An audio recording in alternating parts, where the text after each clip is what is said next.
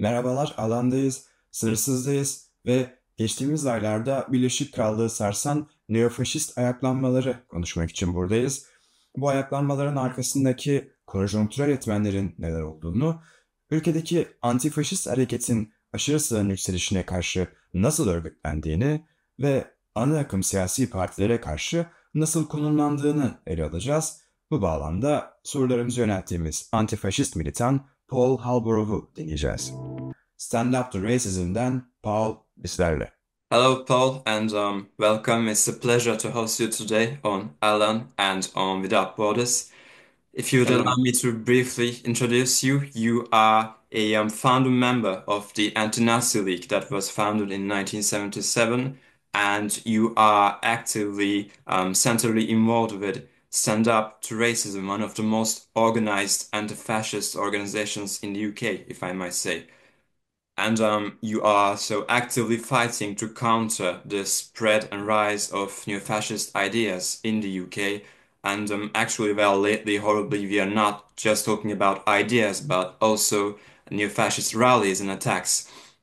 So maybe we could start with that because effectively, Stand Up to Racism does a good job of organizing both locally and nationally. Furthermore, on the international stage, we have witnessed the implication of Elon Musk concerning this summer's new fascist riots. In this regard, what are the strategies you use to keep the fight against racism going from a local to international level? Well, you're right that the adoption by the mainstream political parties, that is, both the Conservatives who lost the latest election, and indeed, I'm sorry to say, the Labour Party, they have adopted the language of the hard right, which has legitimized the hard right activists themselves, the most important of which is Nigel Farage with Reform UK.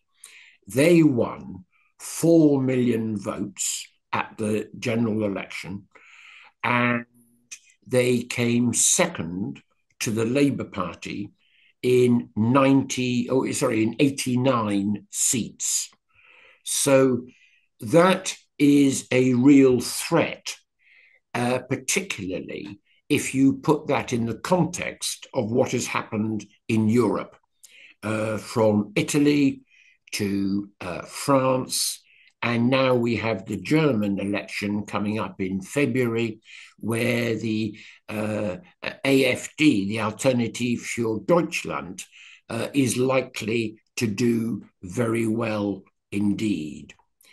And it is on the back of that, and indeed Farage's close relationship with Donald Trump in the United States, that really is the background to how we have decided we have to operate. But in the more immediate past, there was the demonstration organized by Tommy Robinson in late July, which they got 25,000 people in the centre of London. And 3 days later, exploiting the misreporting of the terrible murder of 3 young girls up in Southport in Lancashire. And Britain then leapfrogged Europe by having 90 race riots where asylum or hotels housing asylum seekers were attacked, mosques were attacked, libraries were burnt, citizens' advice offices were also attacked. Now, that is unprecedented in Britain since basically the end of the First World War. And we need to be clear here that people could have died. They could have been burnt, they could have been physically assaulted, and we were lucky that didn't happen. So Stand Up to Racism called on all their supporters to oppose the appearance of Tommy Robinson supporters, of Nigel Farage's supporters, wherever they raised their head.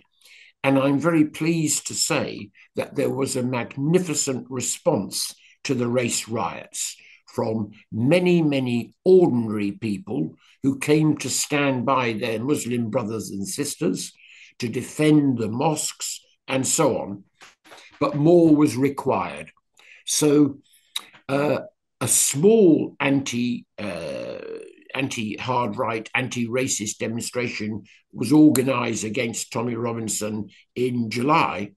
But on the 26th of October, we managed to mobilise some 20,000 people against their 15,000. And what was brilliant about that was it was a broad, united front, which involved obviously socialists and communists, but also a section of the pro-Palestinian movement. It's interesting, for instance, that when Tommy Robinson had his demonstration, his opening words in Trafalgar Square were, "Isn't it great? There are no Palestinian flags on this demonstration." So there is no doubt that the Palestinian movement is within the sights of the neo-Nazis, the far right, and indeed the Conservative Party. And we had a very good representation from trade unionists. We had good representation from students and from environmentalists, because obviously climate change drives the crisis of refugees, and that is now being denied by the hard right. So it was a very successful counter demonstration, which in turn has laid the basis for further action, because the threat has not gone away. It's going to get worse, and that has been encouraged by the deeply disturbing victory of Donald Trump in the United States. Sorry, that's a long answer, but I mean, when I say Donald Trump is encouraging the hard right, we have to remember that the sort of language he uses, for instance, migrant blood is defiling the American population, talking about how migrants allegedly go into towns to kill and eat the pets of local inhabitants. Total unfounded rubbish, but dangerous rubbish. And in addition, they say that as a result of 10 million migrants coming across the border of the Rio Grande, that they are rapists, criminals, and so on and so forth. This is language that is now entering the mainstream. And I believe that the Muslims in this country, and indeed in your country, in France, are the object of a growing Islamophobia, which is very similar to the anti-Semitism of the Nazis in Germany. I don't think we are at the stage of Hitler coming to power, but I do think the experience of 1930 in Germany is very instructive, when the outcome was undecided and could have been stopped if it weren't for the catastrophic tactics of both, the socialists and the communists and so on. We can go into that if you like. But I do think the threat is real. I think the threat is growing, and that it has to be met in an uncompromising way. I don't know if you want me to go on with this, but the truth is, you see, is that Biden in the United States said, vote Biden to stop Trump. Exactly the opposite has happened. In Germany, Olaf Scholz has said, vote Scholz to stop the AfD. Exactly the opposite has happened. And in your country, in France, we have Macron, who gave exactly the same message. And the result is the Rassemblement is now the kingmaker of the French government. And this is a process that is gathering speed, and we need to organize ourselves to meet that challenge. That challenge can be met, but we have to be uncompromising. In the end, we have to deny the right of the hard right and the fascists to control the streets. If you like, I don't want to go on, but last weekend, I went to Nuremberg to meet my sister on a family occasion. And of course, I felt we had to go to the scene of the Nazi rallies in Nuremberg. But what was interesting about the exhibition was how the Nazis gained council seats in the Nuremberg as early as 1922, 1923. And what struck me very forcibly is that they were regarded as a normal political party. And what should have happened there is that there should have been a complete determination to mobilize the mass of people in Nuremberg and the area around in Augsburg and so on and so forth, to prevent them from marching and dominating the streets. That is possible. And let me say, I'm not a street fighting man. That's not the way to do it. Our protection is in numbers. We are the big anti-racist majority, but we need to mobilize that. That's what we're concentrating on in Stand Up to Racism. That's great. Thank you. As you have mentioned, whether it should be in the States or in Europe, we are witnessing a rise of the far right and as well as their discourse. But the anti-fascist movement is also a movement that is international. So I would like to ask you, what are some examples of international solidarity that your organization, Stand Up to Racism, demonstrates, and maybe how these efforts could be improved? Yeah, that's an important question. And this weekend, we are holding an international summit against the rise of the hard right.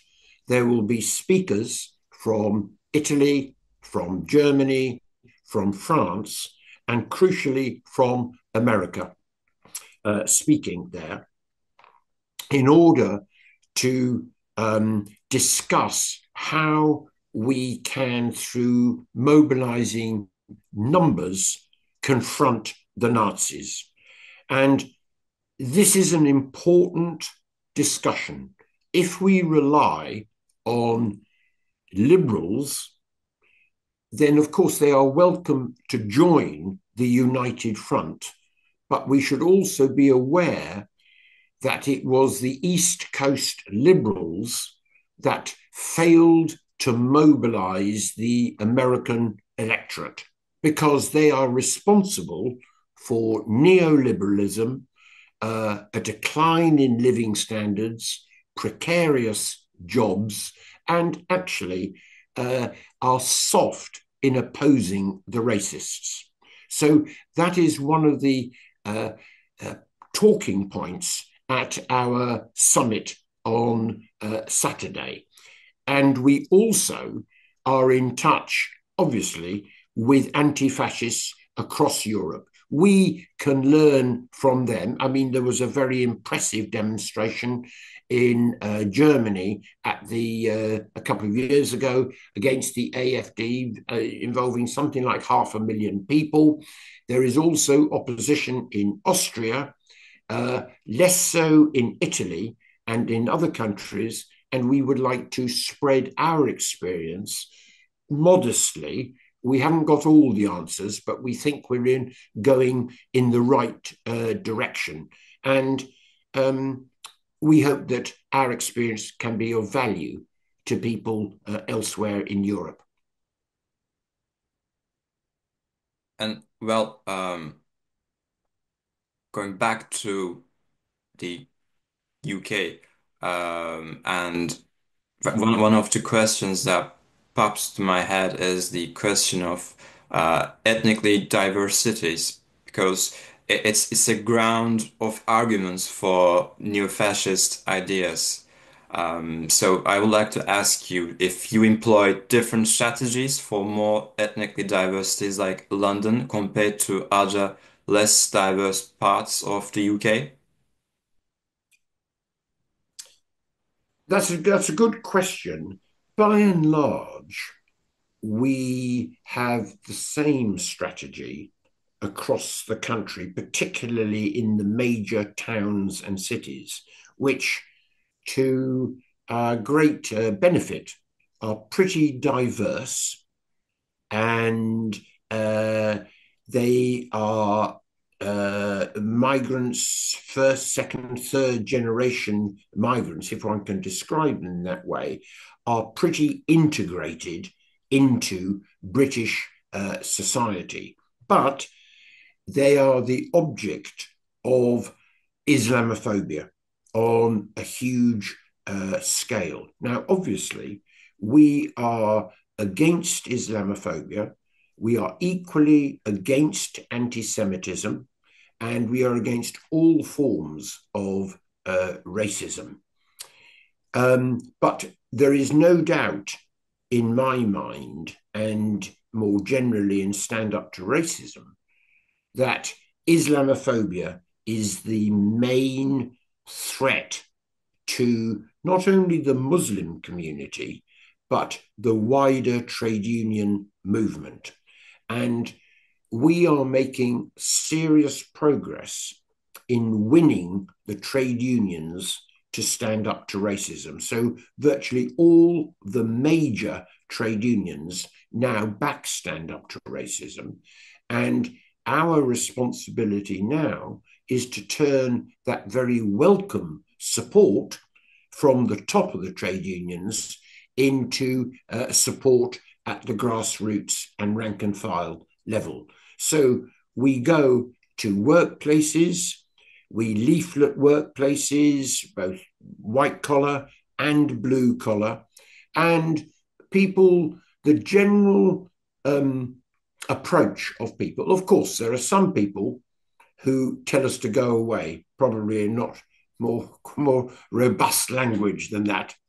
But others come up, shake you by the hand, give you the thumbs up signal, and said, thank goodness you're doing it. You see, in the end, what we are trying to do is to do what we did in the Anti-Nazi League some 30 or 40 years ago, which was to give confidence to anti-racists everywhere that as soon as there is an anti-Semitic or an Islamophobic joke, so-called, that they have the confidence to say, no, that's not right, I don't agree with it. And the bigger our counter demonstrations, the more support we have, it gives people beyond our ranks the confidence to stand up and say no to racism and no to the growth of the hard right. Thank you. And to push maybe furthermore, do you think of any other ways to combat cultural racism that are not employed right now, maybe? Well, that's a good question. Again, the main role of Stand Up to Racism is obviously needs to be at a propaganda level. Mm-hmm. So we have fact sheets on the role, on who Nigel Farage actually is. I don't know if you know of Nigel Farage in France, but the fact that he's a multimillionaire, he's a public school boy, he is a stockbroker, and crucially, he's the great friend of Donald Trump.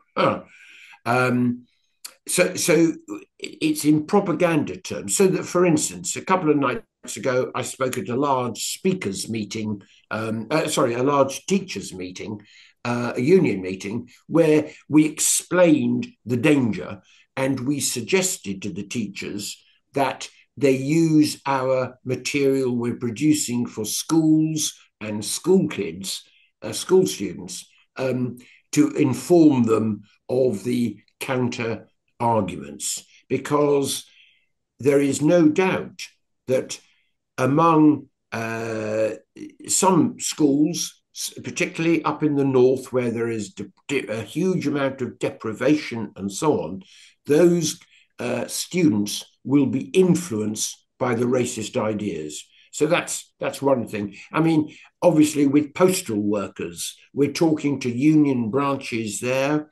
Now, in most of the metropolitan areas, the postal service is very diverse, as indeed is true with the bus stations and so on. And we mobilize that diversity to alert them as to the danger. So you're right. We operate both at a street level and at a local level, and which is mainly propaganda. So that Reform UK are running a whole number of candidates in local elections, by-elections, for various reasons. The incumbent wants to resign. So in all of those constituencies, we will leaflet where they are standing in order to warn them. So it's walking on 2 feet, if you like. On the one hand, national demonstrations, local demonstrations, and on the other hand, propaganda. Right. And you have mentioned Farage, and in the beginning, we have briefly talked about the mainstream parties. So if we could go back to the institutional politics, actually, how do you approach the new Labour government and maybe specifically the new face of the conservatives, Kemi Badenoch? Well, let me deal with Kemi Badenoch first. Yeah. Kemi Badenoch is an extreme right-winger. She wants to defend British values, whatever they are. She defends the British Empire in spite of the appalling bloodshed that the British Empire had. I always have a discussion with my French comrades, which was worse, the French Empire in Algeria and in Southeast Asia, or the British Empire across 3/4 of the globe. So Kemi Badenoch is an extreme right-winger. She is a transphobe. She wants to defend, quote, family values, and obviously supported the last Prime Minister of Britain, Rishi Sunak, when he appeared during the election under the totally unacceptable slogan, "Stop the boats." Let me tell you, Gökalp, that honestly, that slogan is so shocking coming from a Prime Minister. So that's Kemi Badenoch, and she has appointed a whole number of right-wingers to her shadow cabinet. But in a way, I think, and this is perhaps a strange thing to say, I think the bigger danger is Keir Starmer, because Keir Starmer, fortunately, beat the Tories at the last election. But his majority was very shallow. It was what we call a loveless landslide. People, and it is interesting to note that the vote for Starmer was less than the vote for Jeremy Corbyn in 2019. And my feeling is, and particularly actually with the election of Trump, they are putting, the Labour Party, the Labour government is putting all their eggs in the basket of growth of the British economy. Most people accept that this is a very difficult thing to pull off in the light of the German recession, the tariff policy of Trump, and therefore I think that Labour will be unable to deliver serious change. And I think, therefore, Keir Starmer will become the recruiting sergeant unwillingly for the hard right.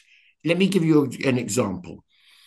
As soon as they came into office, they blocked the winter fuel allowance for some 10 million people. 10 million. And my view is that has given Reform UK another million votes, perhaps 2 million votes, since the general election. Everybody has an elderly relative, an elderly aunt, and even if you might be earning a reasonable salary, you don't want to see them be cold over the winter.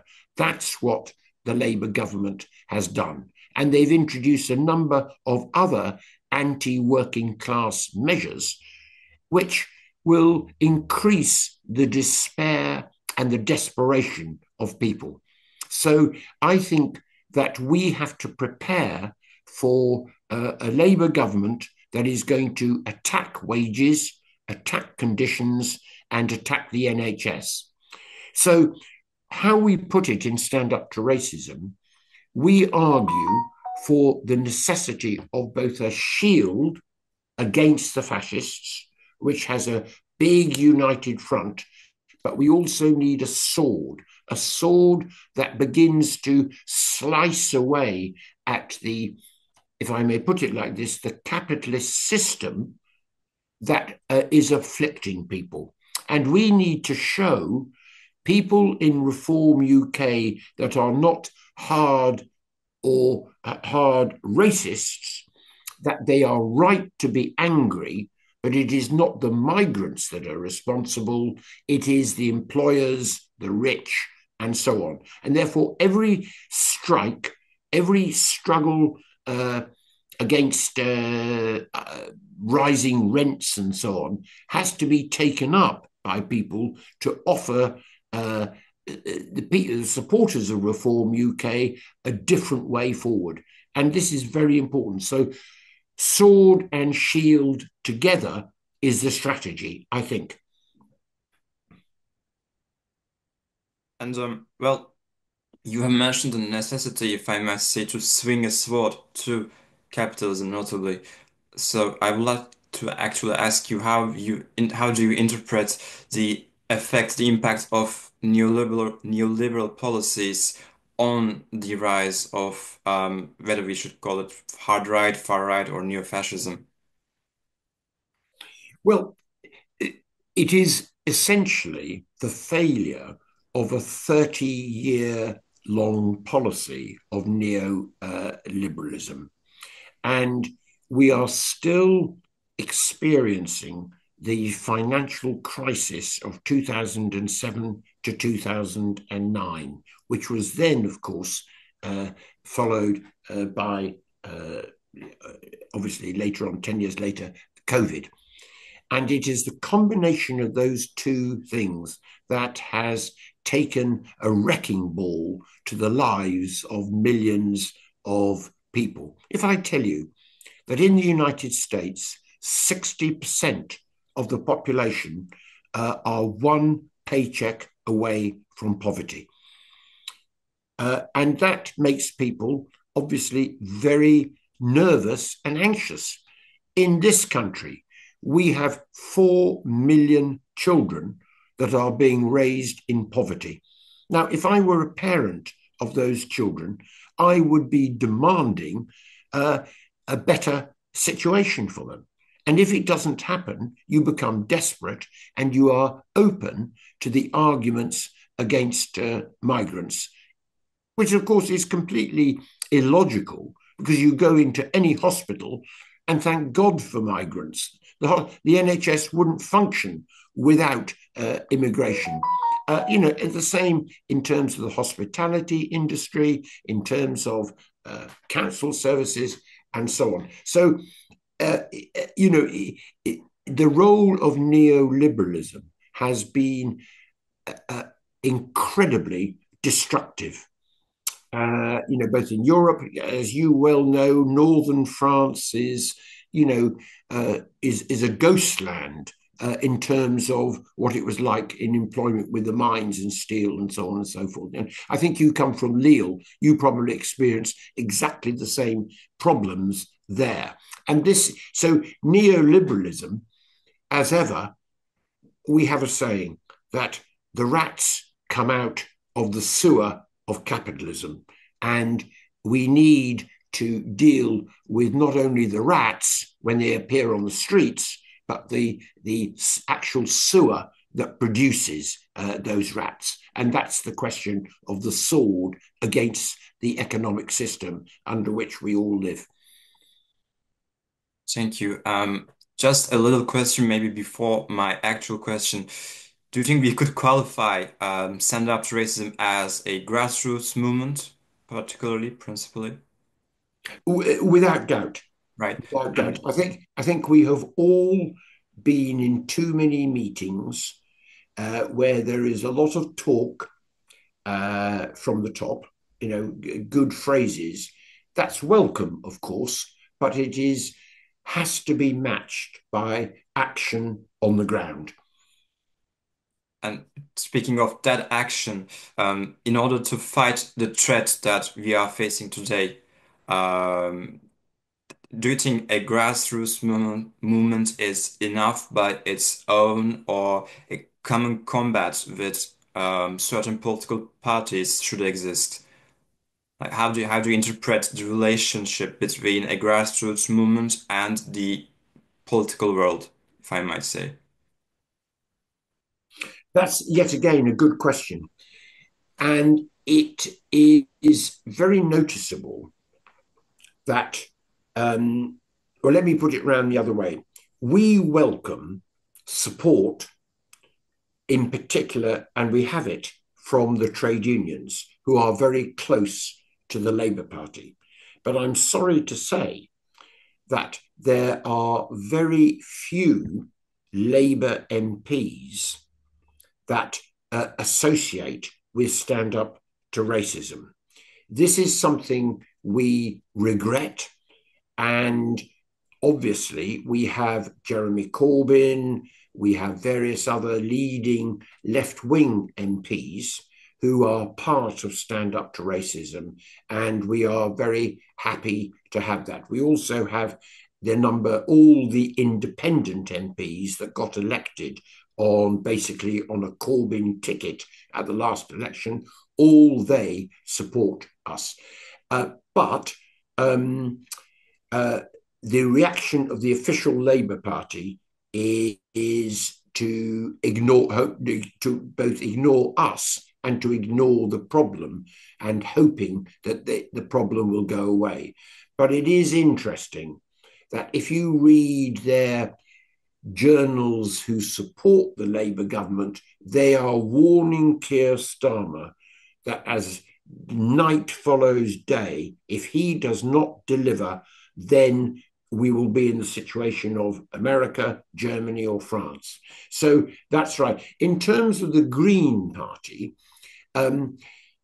we want to, they are a growing organisation and received a very respectable vote in the last election. We work very closely at local and at national level with the Green Party, and that's an alliance that we want to deepen and extend. Thank you, Paul. I think that covers all on my part. If you'd like to add anything. Well, thank you very much for interviewing me and taking time to do this. I think the most important thing to bear in mind, it can be overwhelming. If you look at the Trump election, if you look at what's happening across Europe, you look at the appalling situation in the Middle East, the situation can look, as I say, overwhelming. But I think I'm a follower both of Spinoza and of Leon Trotsky, who liked the phrase, not to weep and not to laugh, but to understand. And I think I put it the other way, is the glass half empty or half full? And I would argue the glass is half full.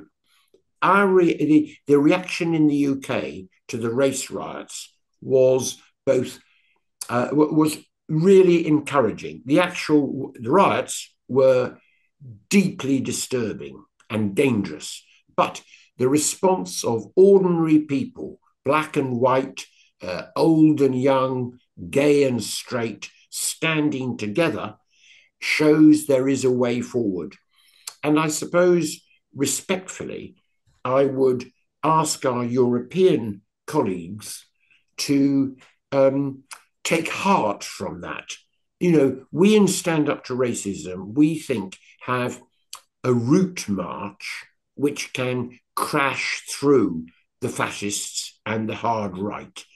But I also think that depends on recognizing that neoliberalism is played out, and it's no good the social democratic parties, the Labour parties, pretending that it has to go on. The markets are not the solution, they are the problem.